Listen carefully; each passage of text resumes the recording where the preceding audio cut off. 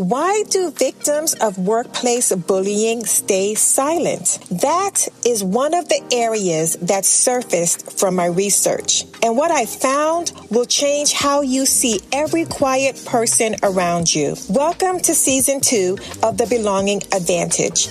I'm Dr. Patricia Robinson, and this season we're going deep on workplace bullying, the types most organizations never name, the silence they create, and what it truly costs when people don't feel safe enough to speak. This is research-backed, culture honest, and built for leaders and employees who are ready for real conversation.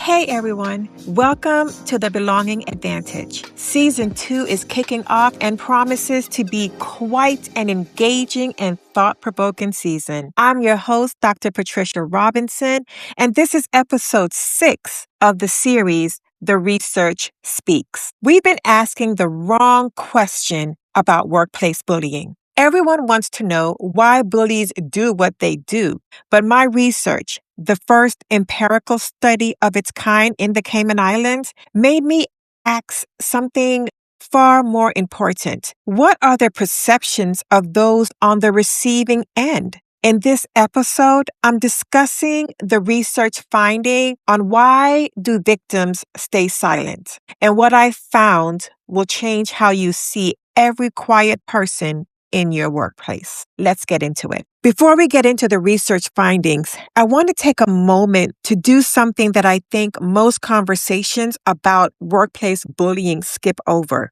I want us to actually define what bullying is. Because here's the thing. Most people, when they hear the word bullying, picture something obvious. Someone yelling, someone threatening, maybe a confrontation in a meeting room that everyone witnesses. But the reality, most bullying in the workplace doesn't look like that at all. And what makes this conversation so important and so uncomfortable is that some of us may be displaying bullying behaviors right now without even realizing it. That's not an accusation. That's an invitation. Because one of the most courageous things a leader can do is take an honest inventory of their own behavior patterns. Workplace bullying is a pattern of repeated, unreasonable behavior directed toward an individual or group that creates a risk to health or safety. So there are 3 words in that definition that matter more than anything else. Repeated, unreasonable, risk.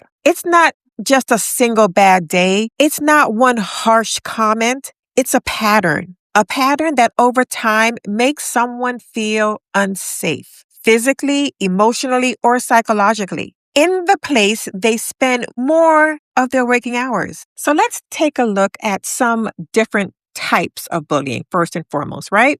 So let's first look at verbal bullying. Now, this is the most obvious, right?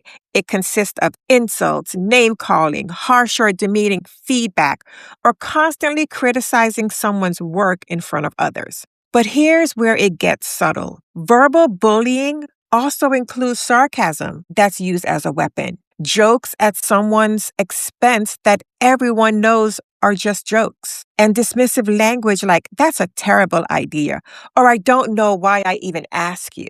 If you've ever left a meeting feeling like your voice was consistently minimized, that's likely what has happened. And it may not even be in a formal meeting setting. Bullying occurs through email as well. And we'll talk about that a bit more later. The second type of bullying can be described as social or relational bullying. This is about exclusion and manipulation of relationships. It looks like being deliberately left off the email chain, not being invited to the informal lunch where decisions actually get made, having your ideas ignored until someone else says the exact same thing and suddenly it's brilliant. It also looks like spreading rumors, undermining someone's reputation quietly, making sure certain people are simply not included. In small communities like ours, this type of bullying can follow a person home, to their church, to their child's school. The social and professional worlds are not separate here. Another type is psychological or emotional bullying.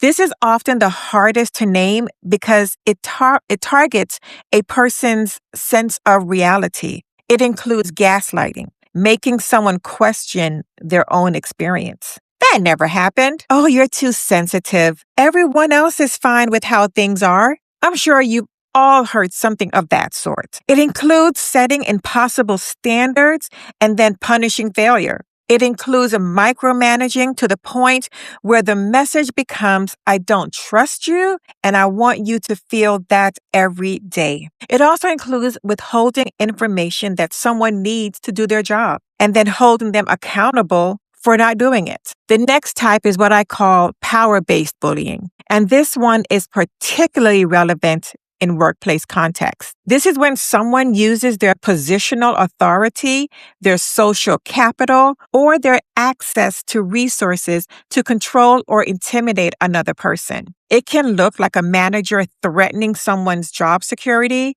or a peer who's well-connected, making it clear that they have the ability to make your life difficult. In a place like the Cayman Islands, with its unique workforce dynamics, power-based bullying can take on an additional dimension that I'll speak to in just a moment. Now, here's the part I really want you to sit with. Many of these behaviors, the sarcasm, the exclusion, the micromanaging, the power plays, are sometimes displayed unconsciously. Not out of malice, but out of habit, out of unexamined patterns we may have absorbed from leaders who came before us, which means that at some point, we all need to take a look at ourselves. Ask yourself, have I ever minimized someone's idea in a meeting? Have I ever left someone out of a conversation they should have been a part of? Have I ever made a joke at someone's expense and told myself, they could take it? These are not comfortable questions, but they are necessary ones because you cannot build a culture of belonging while carrying unexamined behaviors that make people feel like they don't belong. Belonging starts with self-awareness, and self-awareness sometimes requires us to be honest about what we see when we hold up the mirror, when we take a look at ourselves. So before I go further, let me state that in May of this year, May 2026, I defended my thesis for my human resource management degree. And what I was studying was workplace bullying right here in the Cayman Islands. This was the first empirical study of its kind in this country. 13 participants, 7 industries, ages ranging from 34 to 59. And the findings changed how I see everything I thought I knew about silence, survival, and belonging at work. Over the next several episodes, I'm going to unpack what the research really found, one finding at a time. This episode is about silence. Here's what most people get wrong about workplace bullying victims who don't speak up. They think silence is passivity. They think it means the person didn't care enough, or wasn't strong enough, or maybe, and this one is particularly damaging, that if it was really that bad, they would have said something. My research says something completely different. Silence was a calculated survival strategy. Let me say that again. Silence was a calculated survival strategy. These participants knew exactly what they were doing and exactly why they were doing it. They weren't confused. They weren't weak. They were doing the math. And the math told them that speaking up would cost them more than staying quiet. Now, I want you to really think about that, what that means in a place like the Cayman Islands. We're talking about a population of roughly 89,000 people. Your professional network and your personal network, they are the same network. There is no escaping it. If you speak up at work, word travels and it travels fast. And this isn't unique to any one group. Whether you were born here, whether you've lived here your whole life, or whether you came here from somewhere else, this community's intimacy shapes how safe it feels to speak. Let's talk about Caymanians first. If you are a Caymanian, You don't just work in this community, you're woven into it. Your family name carries history here. Your relationships spans generations. Your reputation isn't just professional, it's social, familial, and communal. And that means that speaking out about bullying carries a weight that outsiders may not fully understand. Raising a complaint at work could mean going up against someone whose family you've known for decades. It could mean disrupting a relationship your parents or grandparents valued. It could mean being seen as a troublemaker in a community where everyone knows your name and your story. There's also a painful irony that some Caymanians in the research described: being bullied in your own homeland, in the place your family helped build, and still feeling like you don't have the safety to speak because the cost to your community standing, your relationships, or your long-term livelihood felt too high. That is a unique kind of silencing, and it deserves to be named. And then there are the work permit holders, who represent a significant portion of this workforce. For them, the stakes are even higher. Speaking up doesn't just risk your job, it could risk your legal right to remain in this country, your home, your family's stability, your children's schooling, everything you built here. A work permit in the Cayman Islands is not just employment documentation. For many people, it is the thread that holds their entire life in this country together. And when that thread feels fragile, silence becomes not just rational, it becomes survival. My research participants understood this deeply. They weren't silenced because they didn't know what was happening to them. They were silent because they had already calculated exactly what speaking up would cost. As they would say, the math is mathing. What's powerful about this, and what I didn't fully anticipate going into the research, is that silence as a survival strategy showed up across both groups. The reasons were different, the specific risks were different, the layers of complexity were different, but the outcome was the same. People who experienced bullying said nothing because saying something felt more dangerous than staying silent. When you understand that, you understand why silence is not a character flaw. Silence, in many of these cases, was the only rational response to an irrational situation. That's not a personal failure. That's a systems failure. When that is the only rational response that's available to them, silence becomes the only thing they see that they can possibly do. Here's what that means for every leader listening. If no one in your organization is raising concerns about bullying, that is not evidence that bullying isn't happening. It may be evidence that your people don't believe speaking up is safe. Organizational silence is not neutral. It is implicit endorsement. And if you are Caymanian and you lead people, whether they are work permit holders, fellow Caymanians, or both, you carry a particular responsibility. Because the culture of this organization, of your organization, reflects not just your policies, but your character. This connects directly to the courage pillar of the belonging leadership model. Courageous leaders don't just create policies against bullying.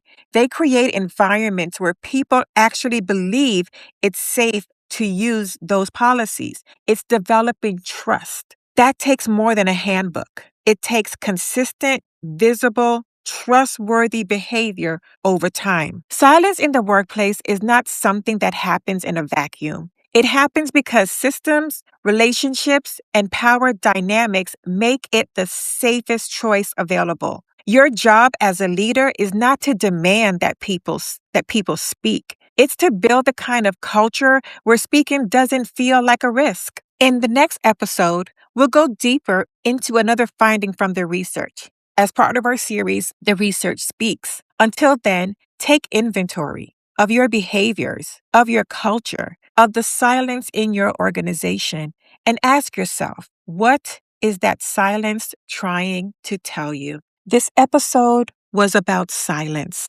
So I want to end by breaking it and inviting you to do the same. If something I shared today resonated with you, if you've lived this, witnessed this, or led through this, I want to hear from you. There are 2 ways for you to reach out to me. 1, you can leave a comment right here under this YouTube video. Let's make this a real conversation. Your perspective adds to what the research speaks, and every voice matters in that dialogue. The second way is by email. If your story feels too personal for the public space, I understand that more than most. So send me an email. The address is in the description below. It will come directly to me. So let's engage and take a look at ourselves. Let's look in that mirror and just raise the bar in every area of our lives. Comment on the video or send me an email. Either way, your voice matters. And this series, The Research Speaks, only gets richer when more voices join the conversation. Until next time, God bless. If this episode moved you, share it with one person who needs to hear it. You can find The Belonging Advantage on Spotify, YouTube, and Substack. Subscribe, follow, and join the conversation. I'm Dr. Patricia Robinson. Keep asking the hard questions because that's where belonging begins.